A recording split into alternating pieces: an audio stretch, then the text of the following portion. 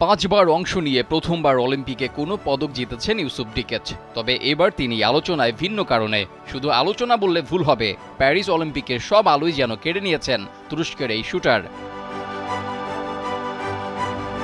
51 বছর বয়সী ইউসুফ ডিকেচ আলোচনায় আসার কারণ তার সাধারণ বেশভূষা। অন্যদের চেয়ে আলাদা প্রস্তুতি নিয়ে রৌপ্য জেতার পর নেটিজেনদের প্রশংসায়ও ভাসছেন তিনি। কেউ কেউ তো তাকে হিটম্যান উপাধিও দিচ্ছেন। ইউসুফের হাত ধরেই প্রথম শুটিংয়ে পদক পেয়েছে তুরস্ক। 10 মিটার এয়ার পিস্তল ইভেন্টের জন্য তৈরি হচ্ছিলেন খেলোয়াড়রা। একই সারিতে থাকা ইউসুফ ডিকেচ কোনো রকম I patch, I glass, year plug বা শুটার প্রোটেকশন ছাড়াই দাঁড়ালেন।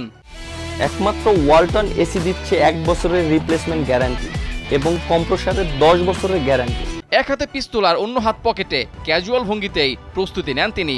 এরপর শুট করে জিতেছেন পদক, তাতেই তাক লাগিয়ে দেন তিনি। ইউসুফ ডিকেচ একজন সেনা কর্মকর্তা। নিজের অভিজ্ঞতাকেই আত্মবিশ্বাসের পুঁজি হিসেবে ব্যবহার করেন তিনি। সাফল্য পেয়েছেন। 2008 অলিম্পিক থেকেই এই ক্রীড়াযজ্ঞে অংশ নিচ্ছেন তিনি। বেইজিং, লন্ডন, রিও, টোকিওতেও শূন্য হাতে ফেরার পর এবার প্যারিসে গিয়ে মিলেছে পদক।